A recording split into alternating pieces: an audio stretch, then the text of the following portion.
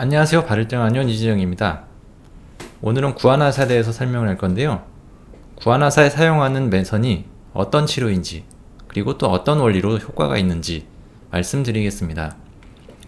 매선은 혈위매장요법이라고 하는데, 그 뜻은 혈자리에 침을 매립하다, 침을 꽂았다가 빼는 것이 아니라 아예 피부 속으로 집어넣는다, 이런 뜻입니다. 예를 들면 옛날 할머니들을 보시면 금침 맞았다 이런 얘기 들어본 적 있으신가요? 오랫동안 침을 맞은 것 같은 효과를 내기 위해서 사용되는 방법이었는데요. 지금은 의료용으로 나와서 인체에 무해하고 일정 시간이 지나면 몸 안에서 저절로 녹아 없어지는 실을 사용하게 됩니다. 가장 흔하게 사용되는 소재는 PDO라고 하여 수술할 때도 사용되는 녹는 실인데요. 미용이나 성형외과 쪽에서 실 리프팅이라는 용어로 사용을 하기도 하고, 최근에는 한의원에서 얼굴 치료 외에 각종 통증 질환에도 사용이 되고 있습니다.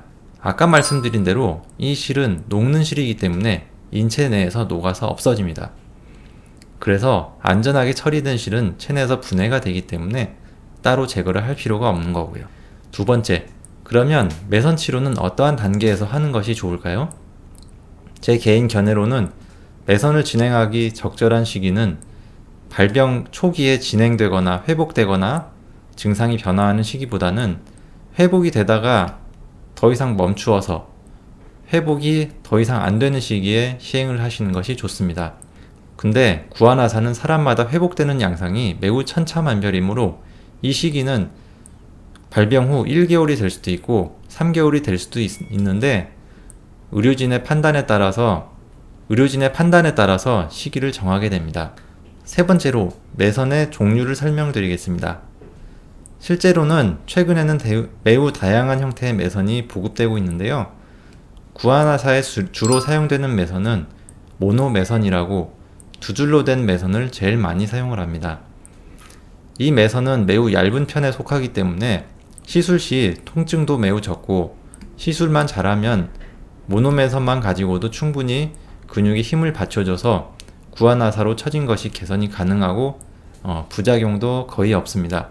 그리고 근력의 힘이 매우 약화된 곳, 너무 푹 꺼진 곳, 이런 곳은 특수 매선이라고 하여 모노 매선보다 좀 더 굵은 형태의 매선을 사용하기도 하는데요.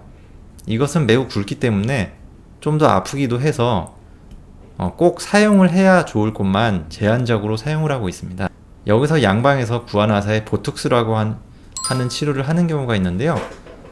보톡스는 특정 근육을 마비시키는 치료인데 반해서 매선은 특정 근육의 힘을 강화시키는 치료라는 정반대의 차이점이 있습니다. 보톡스와 매선 중에 어떤 것이 더 좋다라고 일률적으로 말씀드리기는 힘들겠지만, 아무래도 저희 한의원에서는 보톡스를 맞고 호전이 없어서 오시는 분들이 여기서 치료를 하고 호전을 보는 분들이 아무래도 많이 계시기 때문에 안면마비 형태에 따라서 보톡스가 효과가 잘 맞는 경우가 있을 수가 있고, 매선 치료가 잘 맞는 경우가 있을 수 있겠다라고 추정을 하고 있습니다. 매선을 하고 부작용은 일단 침을 맞을 때 아픈 것처럼 매선도 맞을 때 얼굴이 아플 수가 있습니다. 이것은 사람에 따라서 잘 참는 사람도 있고 잘 못 참는 사람도 있습니다. 그리고 매선을 맞고 나면 멍이 들 수가 있고요. 가시매선이라고 하여 가시처럼 생긴 매선이 있는데, 이것은 잡아당기는 힘이 매우 큰 대신에 딤플이라고 하여 시술한 얼굴의 일부 부분이 쭈글쭈글하게 보이는 경우가 있습니다. 그래서 가시매선은 매우 제한적으로 꼭 필요할 때만 사용을 하고 잘 사용을 하지 않습니다. 그리고 시술자의 숙련도 또한 매우 중요한 것이 바로 매선 시술이죠. 오늘은 안면마비에 대해서 매선 치료를 어떻게 진행하는지 설명을 드렸습니다. 궁금한 것은 질문 주시면 답변을 드리도록 하고요. 여러분들의 안면마비를 위한 불편감에서 빠르게 해방될 수 있게 오늘도 노력하겠습니다.